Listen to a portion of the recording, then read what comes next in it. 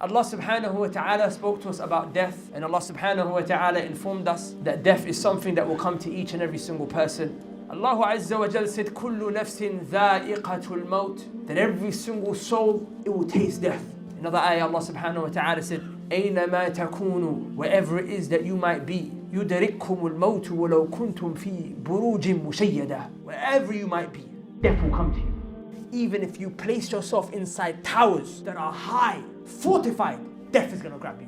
Allah subhanahu wa ta'ala said, نَحْنُ قَدَّرْنَا بَيْنَكُمُ الْمَوْتَ وَمَا نَحْنُ بِمَسْبُوقِينَ. Allah said, Allah decreed death for every single one of us, and Allah is yet to be challenged. There's not a single person who survived death. Allah subhanahu wa ta'ala said to the Prophet sallallahu alayhi wa sallam, He said, وَمَا جَعَلْنَا لِبَشَرٍ مِّن قَبْلِكَ الْخُلْدِ. Allah said, Muhammad, we never allowed for a man to live forever before you. Before you, Muhammad, no one ever lived forever.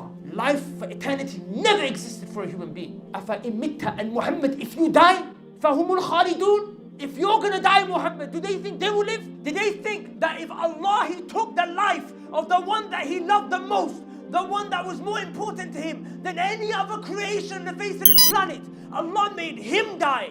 Did these people after you, Muhammad, do they think they will live? Never. Death will come to everyone, brothers, sisters. Even the angel of death himself will die. After Allah subhanahu wa ta'ala tells the angel to blow the horn, and everyone is dead. And Allah will ask, who remains? And it will be told to Allah subhanahu wa ta'ala, Allah, Jibreel, he remains. The angel of death, he remains. Allah, you remain. And then Allah will say, let death come to the angel Jibreel. Afterwards, Allah will decree for death to come to the angel of death himself. And no one will be remaining except for Allah Azza wa Jalla. As Allah subhanahu wa ta'ala said, every single thing will perish except for His noble face, subhanahu wa ta'ala. So then my brothers and my sisters, if death is something so certain and death is something so concrete, it's in front of me and you, our very eyes, it's right there in front of us, then should it not be something that we give some time to? Should it not be something that we give some consideration to? Imam Qurtubi rahimahullah ta'ala, he said, it reached me in his kitab at-Tadhkirah. He said, it reached me. Imam Qurtubi, he said, it reached me that the angel of death comes to visit each and every single one of you in your house 600 times a day. Any minute he can come and take your soul. And this is why the noble companion Abdullah ibn Umar radiyallahu anhuma, he used to say, إِذَا أَمْسَيْتَ فَلَا تَنْتَظِرِ الصَّبَاحِ. If you make it to the night time, my brothers and my sisters, don't expect that you wake up in the morning. إِذَا أَصْبَحْتَ, and if you wake up in the morning, فَلَا تَنْتَظِرِ الْمَسَاءِ. Do not expect that you will see the night. Any minute you can go. Some of the Salaf would say, death is like a sword stretched out above your neck. It's hanging there. It's already there. It's lurking over you. All that's waiting is for Allah to tell the angel, take the soul, to take the soul. And when the angel of death comes knocking on your door, my sister, and when the angel of death comes knocking on your door, my brother, the angel of death is not going to ask your permission. You're not a prophet. The angel of death is going to grab you, whether you're ready or not. So with that said, I think it's important that we reflect over the reality of death, and I want to go through some of its stages. First and foremost, we're going to look at the stage before death. Then we're going to look at the time of death. And then we're going to go to the grave. So 3 things we're going to look at today, inshallah.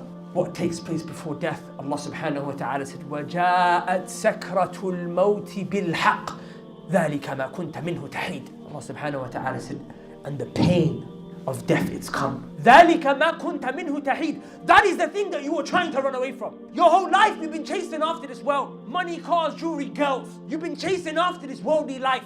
The glitters and the grams. You thought this day would never come. All day. You got sick, you go to the doctor, thinking you might die. Problems occur, you try to find safety and refuge. So you don't fall into a situation where death might overcome you. You won't walk down a certain street because you might get attacked down that street. You take whatever precaution you can so that you stay alive. When you're driving in the car and you see someone's coming at you fast, you pull the brakes because you don't want to die. You're trying to escape death. Every moment of your life, you're trying to avoid dying so you can live as long as you possibly can. But there's a time and a moment where that chase, that race, you're not going to win. Death's going to catch up with you. And you know what's catching up with you when Allah subhanahu wa ta'ala says, وَجَاءَتْ سَكْرَةُ الْمَوْتِ بِالْحَقِّ. The pain of death, it's come. What is the pain of death? The pain of death is an excruciating pain that you feel moments before you start to die. Sakratul maut. It's something that you start to feel before you die. Aisha radiyallahu anha narrated at the time when the Prophet sallallahu alaihi wasallam was dying, he was going in and out of consciousness. And when he would come out of consciousness, because he had an extreme fever, extreme pain, extreme sickness, extreme headache he had sallallahu alaihi wasallam, he would say, Inna lil mawti la sakarat. That verily, verily, death, it has pain. This death, it has pains. Imam Ibn Abi Shaybah rahimahullah ta'ala, he mentions a narration in his Musannaf that the children of Israel, Banu Israel, one day they walked out inside of a graveyard. And when they walked into the graveyard, they said, let's make dua to Allah, not to the graves. They said, let's make dua to Allah. What was their dua? They said, the dua we want to make is, we want Allah to bring someone out from the grave. We want Allah to bring a man who's dead, his body's in the grave, bring him out so that he can tell us about death. What's death like? How was it when you died? So we can be prepared for it. So they made the dua and Allah subhanahu wa ta'ala, He brought a man out from the grave for them. And this man looked dark on his face. They noticed between his eyes on his forehead, he never even had a mark of sajda. This man looked gloomy. He said, what do you want from me? What do you people want? They want to know about death. He informs them about death. What did he say? He said, I have been dead for 100 years. And the pain that I felt before I died, the sakarat, the pain, the effect of that pain never left me for those 100 years.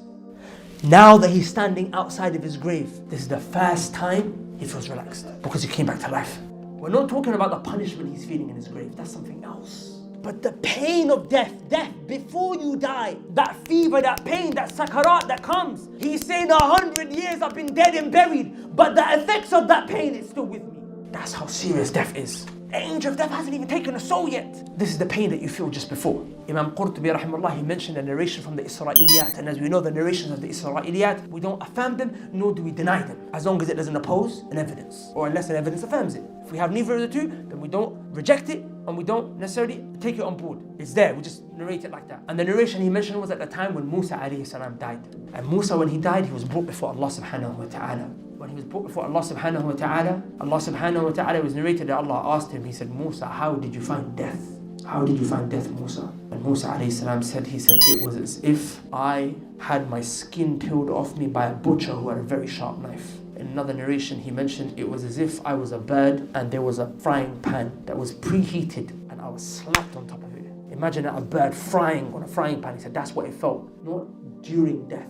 The pains of death before the moments of death. Brothers, that's just before you die.